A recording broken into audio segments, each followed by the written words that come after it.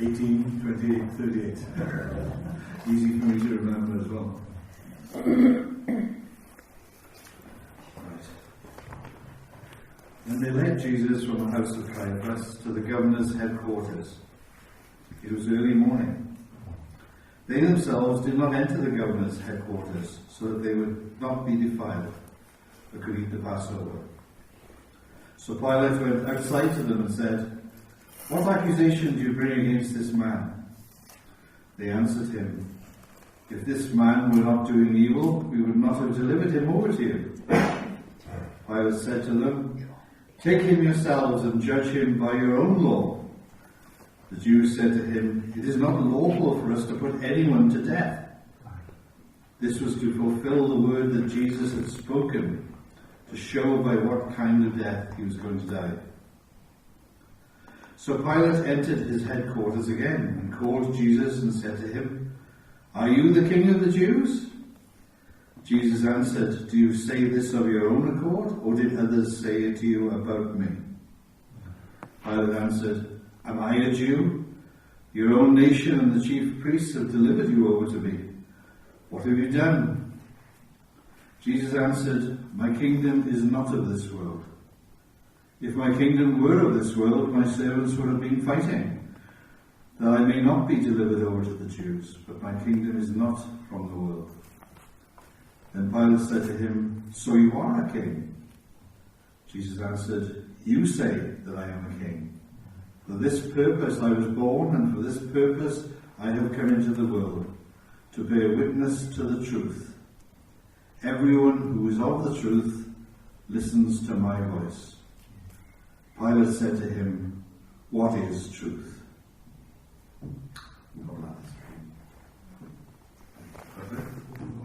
Good pause, it? All right, okay, sorry. After he had said this, he went back outside to the Jews and told them, "I find no guilt in him, but you have a custom." It's a little bit split up in my Bible.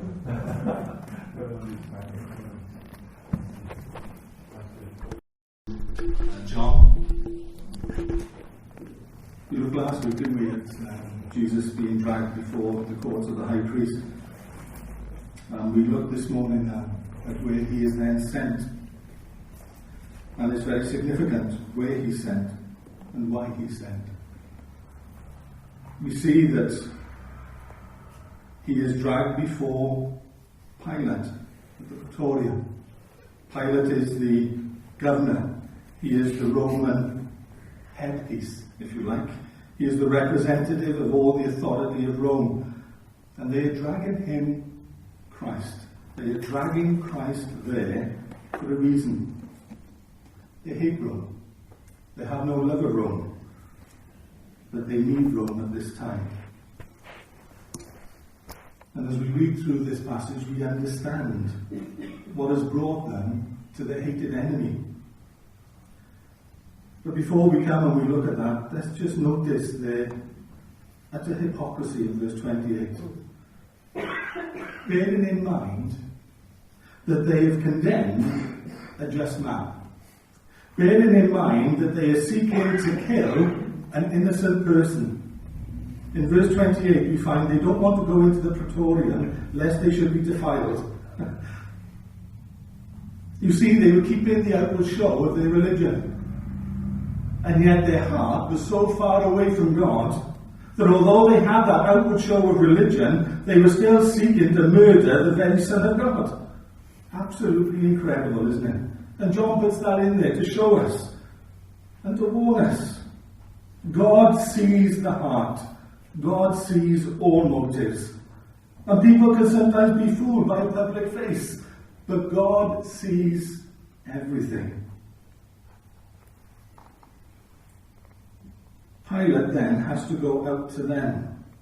Because they won't come into him, he has to go out to them. And in verse 29 we read that he goes out and asks a simple question.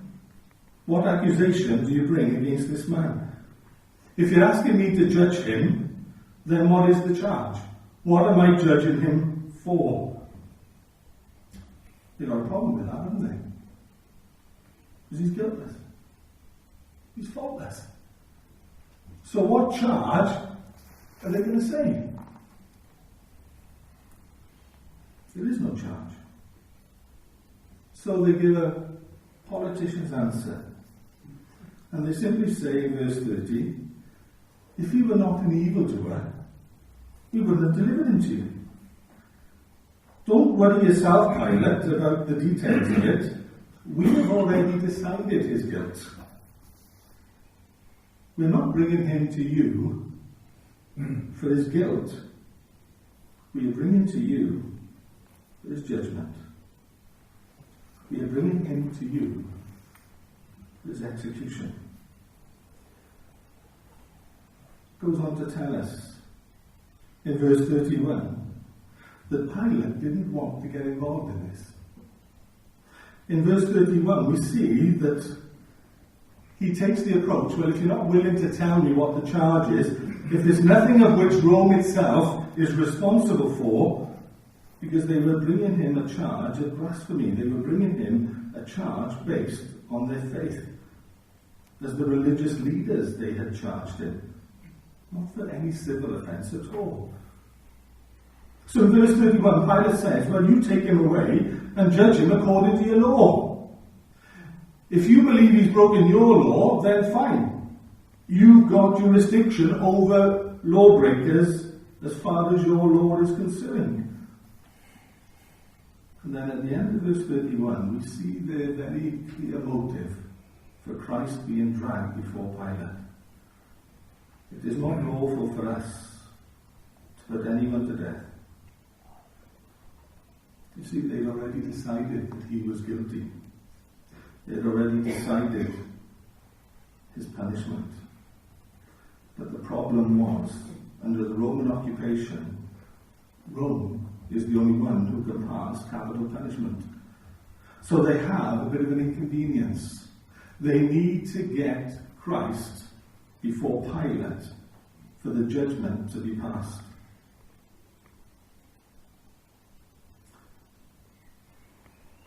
Is Christ then a victim of the plottings of man? Well, no. Because right throughout John we see that Christ has seen this day coming. Christ knew that he would end up being tried under a Roman governor. He knew that would be the result. And how can we be so sure? Now turn to John 3, verse 14, at the very beginning of Jesus' public ministry. When Nicodemus comes and talks to him, what is it that Nicodemus says? What is it that Jesus says to Nicodemus? Verse 14, and as Moses lifted up the serpent in the wilderness, even so must the Son of Man be lifted up. Jesus knew that he was to be lifted up. But that's not the only verse that we have. In John 8 and verse 28 we read again Jesus' words. Then Jesus said to them, when you lift up the Son of Man, and the context lift up there actually means to crucify. When you lift up to crucify the Son of Man, then you will know that I am he. And also in John chapter 12, in verse 32 to 33, Jesus speaking, and I, if I am lifted up from the earth, will draw all people to myself. This he said, signifying by what death he would die. Jesus knew the cross was before him. He always knew. And here he is before the Roman governor. And it is a fait accompli. The people who have judged him have already decided his guilt. Jesus already knows what the outcome is. The only person who's caught in the middle is Pilate. He is quite misguided. He actually believes that it's going to be his decision as to what happens to Christ. It's not his decision at all. It's already been set before the dawn of time that Christ will go to that cross.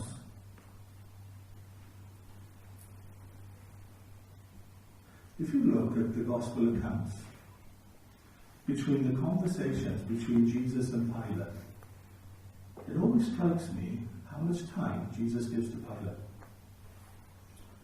When you look at Jesus dragged before Herod, he doesn't utter a word.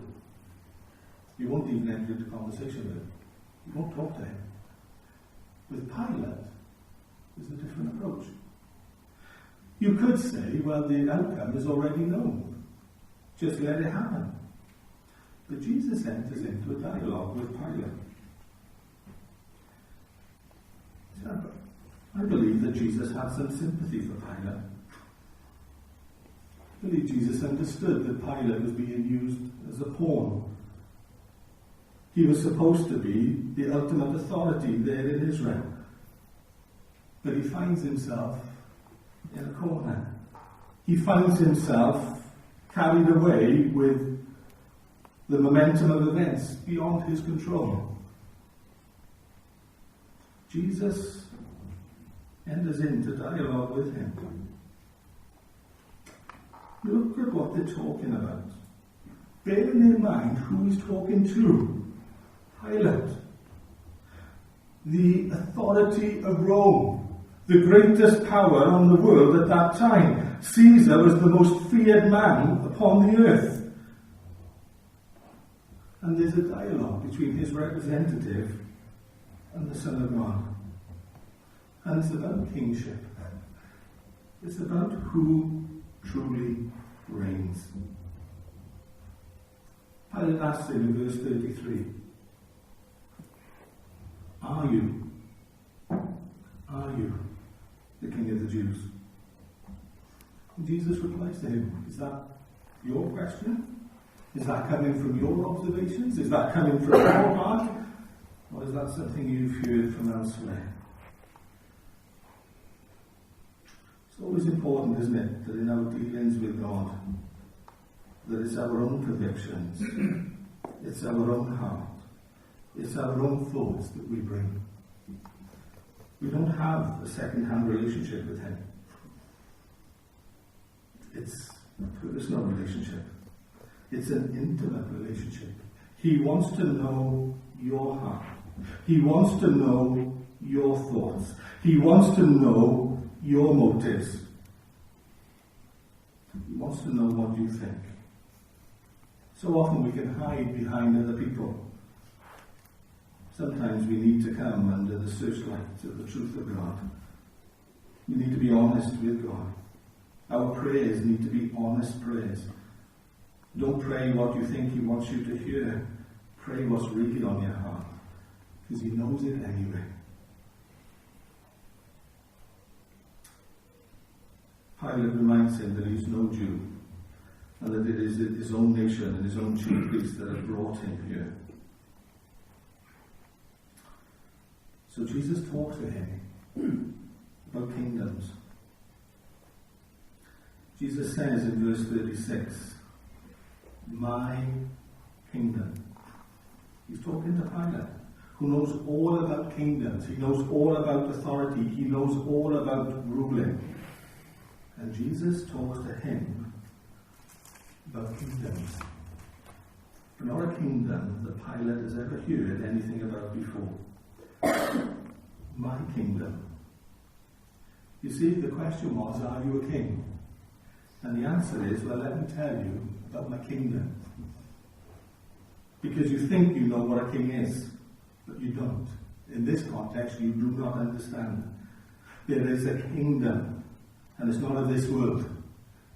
You're standing before me as the authority of Rome, the greatest kingdom upon the face of the earth, and you're talking to me about kings, and I'm going to talk to you about the greater kingdom. It's a kingdom that you do not see with your eye upon this world, because it's not of this world. If my kingdom were of this world, my servants would fight, so that I should not be delivered to the Jews, but now my kingdom is not from here. He mentions my kingdom 3 times in that verse. You see, he's not just talking about the kingdom, He's talking about himself as the king of the kingdom. He is talking about himself as the king who has authority to talk about this kingdom. Why? Because it's his kingdom.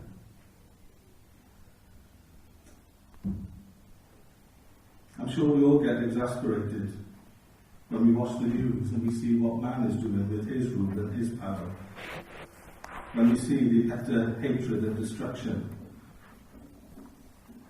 Ukraine has just brought it to our doorstep, hasn't it? But those things go on every day, somewhere in the world, where people try to bring about their own view of their kingdom. They seek to suppress other people's. How different is his kingdom? How different? How different does he gain dominion over us?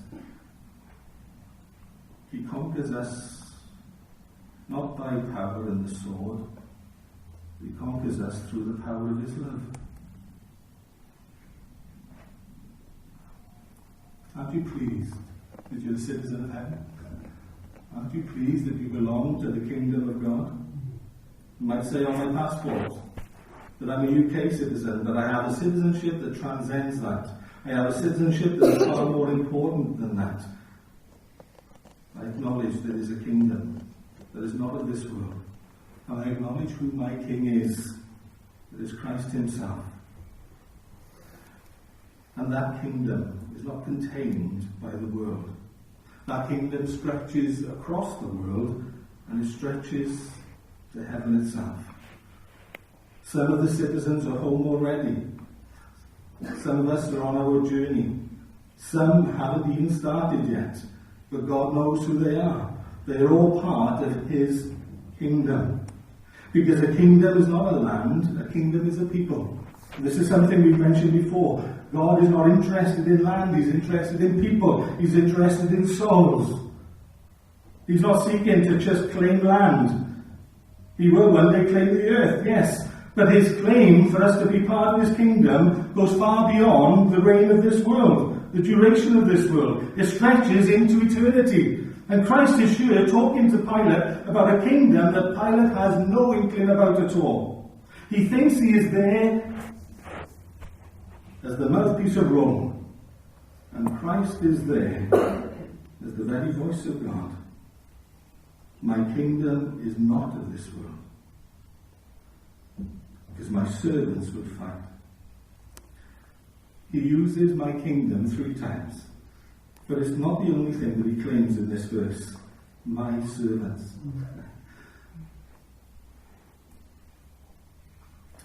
It's our privilege, isn't it? To be a child of God.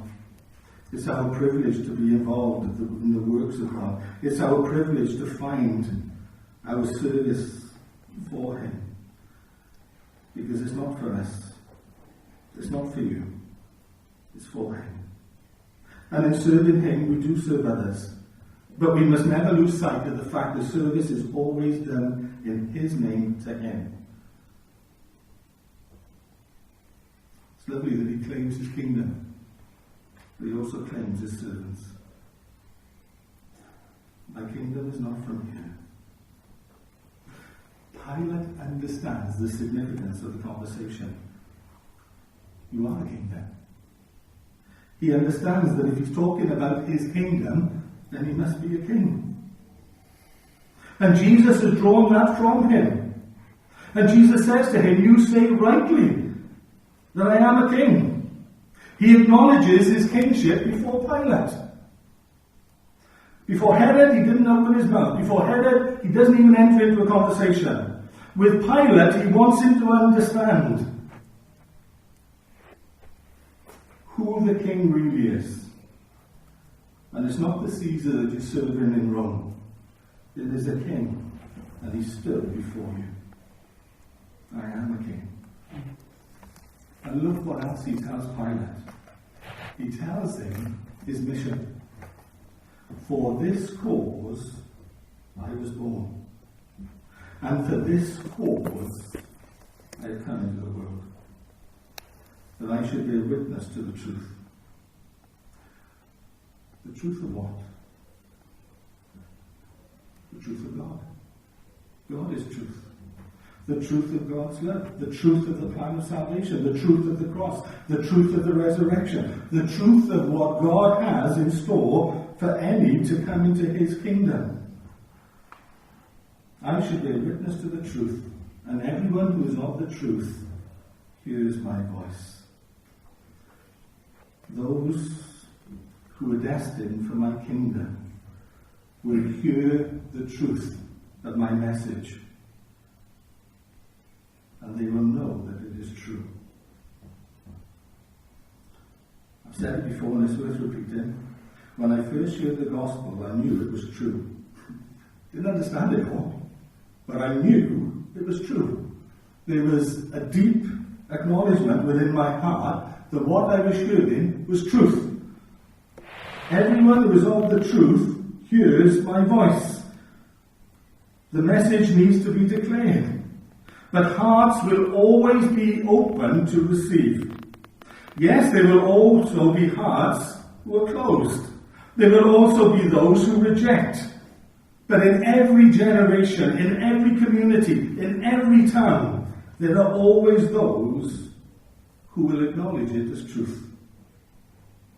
Even in countries where the Bible has been banned for generations, when people have a dream and Christ speaks to them, they respond to the truth. When they hear a radio broadcast, when they watch on the internet a Christian service, there is something deep within them that says this is truth.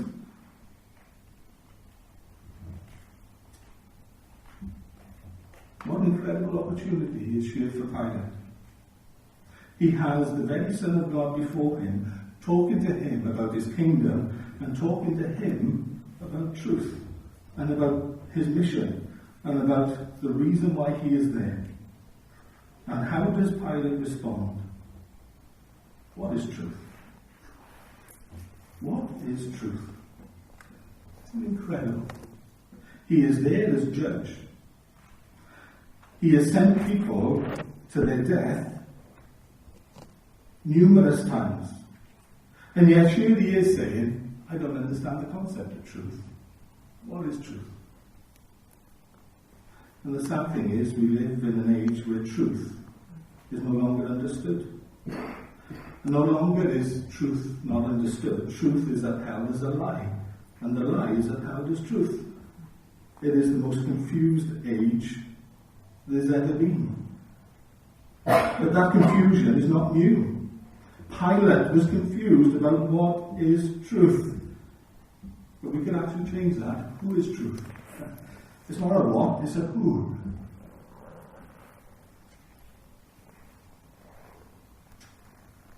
Jesus is the truth. What is the conclusion that Pilate comes to from this conversation with this criminal, with this victim? At the end of verse 38, Pilate simply declares, I find no fault in him at all. I find no fault in him at all. Guiltless. Sinless. And yet, as we hear tonight, he's still crucified. The sinless, guiltless Son of God is still crucified, even though his judge declares him to have no fault. We gather around a table this morning to celebrate his death, to give him thanks that his kingdom is not a theory, it's a reality. And it's not gained by our efforts. It is gained through the cross and through our acknowledgement of his truth. We thank God for his truth. We thank God for his kingdom, and we praise him that he claims us as his servants.